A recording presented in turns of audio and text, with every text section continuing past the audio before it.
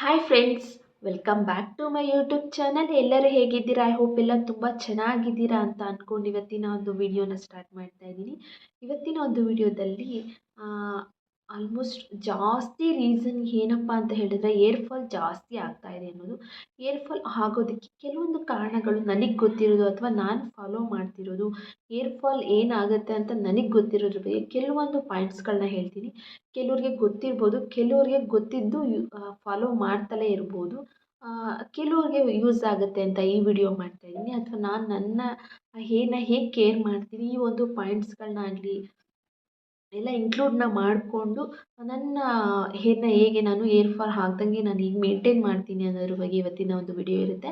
Video ಇಷ್ಟ ಆಗುತ್ತಲ್ಲ, like, share and comment. ಇನ್ನು ನನ್ನ ಚಾನಲ್ನ ಫಸ್ಟ್ ಟೈಮ್ ನೋಡ್ತಾ ಇದ್ದರೆ ದಯವಿಟ್ಟು ಸಬ್ಸ್ಕ್ರೈಬ್ನ ಮಾಡ್ಕೊಳ್ಳಿ.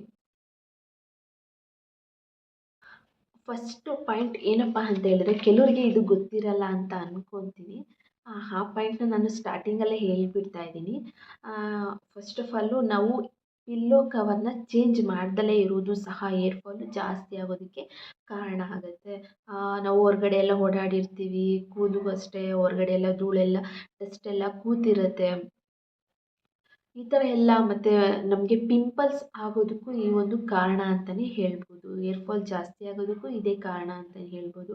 ಅಟ್ಲೀಸ್ಟ್ ಒಂದು ವಾರದಲ್ಲಿ ಒಂದು ಸರಿನಾದರೂ ಪಿಲ್ಲೋ ಕವರ್ನ ಚೇಂಜ್ ಮಾಡಿದರೆ ಈ ಪ್ರಾಬ್ಲಮ್ ಬರ್ದಲೇ ಇರಬಹುದು.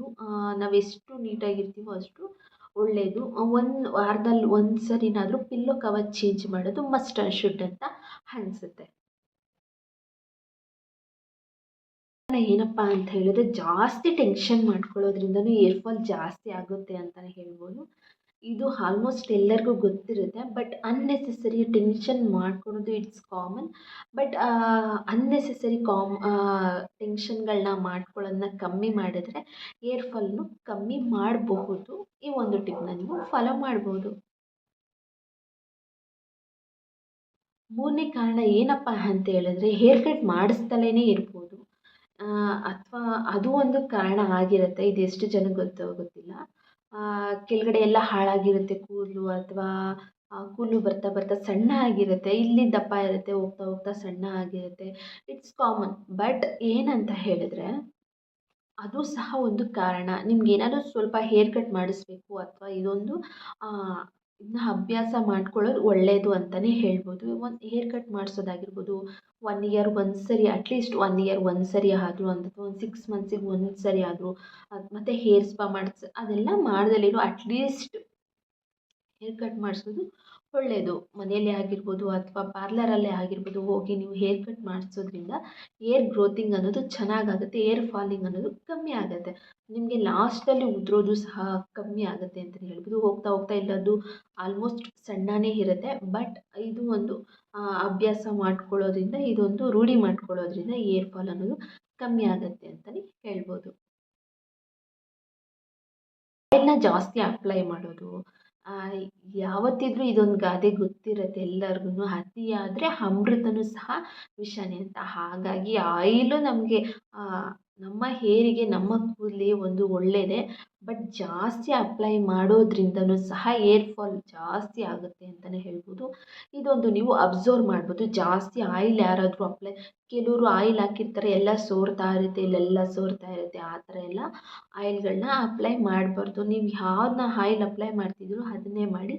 ಬಟ್ ಮೀಡಿಯಮ್ ಹಾಕಿದ್ದೀವಪ್ಪ ಅಂತ ಅನ್ನಿಸ್ಬೇಕು. ಎಲ್ಲ ಸೋರ್ತಾ ಇರುತ್ತೆ, ಆ ಥರ ಎಲ್ಲ ಅಪ್ಲೈ ಮಾಡೋದ್ರಿಂದ ಏರ್ ಫಾಲು ಸಹ ಜಾಸ್ತಿ ಆಗುತ್ತೆ. ಇದು ನೀವೇನಾದರೂ ಈ ತಪ್ಪನ್ನ ಮಾಡ್ತಿದ್ರೆ ಸ್ಟಾಪ್ ಮಾಡಿ, ಓಕೆನಾ.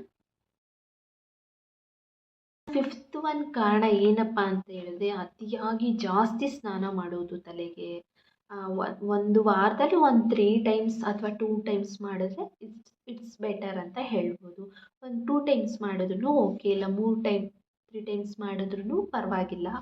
ಅತಿಯಾಗಿ ಸ್ನಾನ ಮಾಡೋದಾಗಿರ್ಬೋದು, ಅತಿಯಾಗಿ ಈ ಥರ ಏರ್ನ ಫ್ರೀ ಬಿಡೋದು ಆಗಿರ್ಬೋದು, ಅತಿಯಾಗಿ ಕಂಡೀಷನ್ಗಳನ್ನ ಮತ್ತು ಶಾಂಪುಗಳನ್ನ ಚೇಂಜ್ ಮಾಡೋದ್ರಿಂದನೂ ಸಹ ತುಂಬ ಏರ್ ಫಾಲ್ ಆಗುತ್ತೆ. ಆಲ್ಮೋಸ್ಟ್ ರೀಸನ್ ಇದೆ ಅನಿಸುತ್ತೆ. ನಾನು ಹೇಳಿರೋ ಇಷ್ಟು ಕಾರಣಗಳಲ್ಲಿ ಶಾಂಪುಗಳನ್ನ ಚೇಂಜ್ ಮಾಡೋದು, ಆಯಿಲ್ಗಳನ್ನ ಚೇಂಜ್ ಮಾಡೋದು, ಮತ್ತು ಕಂಡೀಷರ್ಗಳನ್ನ ಚೇಂಜ್ ಮಾಡೋದು, ಮತ್ತು ಅತಿಯಾಗಿ ಟೆನ್ಷನ್ ಮಾಡ್ಕೊಳ್ಳೋದು. ಇದರಲ್ಲಿ ಮೇಜರ್ ಏನಂತ ಹೇಳಿದ್ರೆ ಟೆನ್ಷನ್ ಮಾಡ್ಕೊಳ್ಳೋದಾಗಿರ್ಬೋದು ಮತ್ತು ಶಾಂಪುಗಳನ್ನ ಕಂಡೀಷನ್ಗಳನ್ನ ಚೇಂಜ್ ಮಾಡೋದಾಗಿರ್ಬೋದು.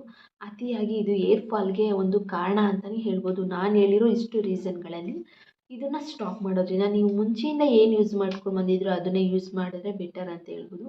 ಬಟ್ ಬೆಳಿಲಿಲ್ಲ ಅಂದರೂ ಹೇರ್ ಫಾಲ್ ಆಗಲಿಲ್ಲ ಅಂದರೆ ಸಾಕು ಅನ್ನೋ ಒಂದು ಮೈಂಡ್ಸೆಟ್ ಇಟ್ಕೊಂಡ್ರೆ ತುಂಬ ಒಳ್ಳೆಯದು ಅಂತಲೇ ಹೇಳ್ಬೋದು. ಈಗ ಎಕ್ಸಾಂಪಲು ನಾನು ಫಸ್ಟ್ ಚಿಕ್ಕ ವಯಸ್ಸಿಂದನೂ ಅಷ್ಟೇ ನಾವು ಯೂಸ್ ಮಾಡಿರೋದು ಕ್ಲಿನಿಕ್ ಪ್ಲಸ್ ಶಾಂಪು. ಅದು ₹1 ಶಾಂಪು ಬರುತ್ತಲ್ಲ ಅದನ್ನೇ ಯೂಸ್ ಮಾಡೋದು ನಾನು. ಅದು ದೊಡ್ಡದೆಲ್ಲ ಬಾಟಲ್ಗಳೆಲ್ಲ ಬರುತ್ತಲ್ಲ ಕ್ಲಿನಿಕ್ ಪ್ಲಸ್ ಅದನ್ನು ತೊಗೊಂಬರಲ್ಲ. ₹1 ಬರುತ್ತಲ್ಲ ಅದನ್ನೇ ಯೂಸ್ ಮಾಡ್ತೀನಿ. ಒಂದು ಸರಿ ಯೂಸ್ ಮಾಡಿ 2.5 ಬೇಕಾಗುತ್ತೆ. ಅಷ್ಟು ಯೂಸ್ ಮಾಡ್ಕೊಂಡು ನೀಟಾಗಿ ಮೇಂಟೈನ್ ಮಾಡಿಕೊಂಡ್ರೆ ಸಾಕು. ಯಾವುದು ಬೇಕಾಗಲ್ಲ. ಯಾವ ಪಾರ್ಲರಲ್ಲಿ ಹೋಗಿ ₹1000 ಖರ್ಚು ಮಾಡುವಂಥ ಅವಶ್ಯಕತೆಯೂ ಸಹ ಇರೋದಿಲ್ಲ. ಈ ಒಂದು ಟಿಪ್ನ ನೀವು ಫಾಲೋ ಮಾಡಿದರೆ ಸಾಕು ಆರಾಮಾಗಿ. ಇಷ್ಟು ನೀವು ಕಾಮನ್ನಾಗಿ ಫಾಲೋ ಮಾಡಿ ಹೆಲ್ದಿಯಾಗಿರೋ ಫುಡ್ ತೊಗೊಂಡ್ರೆ ಸಾಕು ಆರಾಮಾಗಿ ಹೇರ್ ಗ್ರೋತಿಂಗ್ ಆಗುತ್ತೆ ಅಂತಲೇ ಹೇಳ್ಬೋದು. ಹೇರ್ ಫಾಲ್ ಆಗೋದು ಕಮ್ಮಿ ಆಗುತ್ತೆ, ಸ್ಟಾಪ್ ಆಗುತ್ತೆ ಅಂತಲೇ ಹೇಳ್ಬೋದು. ವಿಡಿಯೋ ಕೊನೆಯವರೆಗೂ ಸ್ಕಿಪ್ ಮಾಡದೆ ನೋಡಿದ್ದಕ್ಕೆ thank you so much. Video ಹೀಗೆ ಕೊನೆಯವರೆಗೂ ನೋಡ್ತಾ ಇರಿ. ಸಬ್ಸ್ಕ್ರೈಬ್ ಮಾಡ್ಕೊಳ್ಳಿ, ಲೈಕ್ ಮಾಡಿ, ಶೇರ್ ಮಾಡಿ. ಸ್ವಲ್ಪನಾದರೂ ವಿಡಿಯೋ ನಿಮಗೇನಾದರೂ ಸ್ವಲ್ಪ ಹೆಲ್ಪ್ಫುಲ್ ಆಗಿದೆ ಅಂತ ಹೇಳಿದರೆ ದಯವಿಟ್ಟು ಒಂದು ಲೈಕ್ ಕೊಡೋದನ್ನ ಮರಿಬೇಡಿ. Thanks for watching.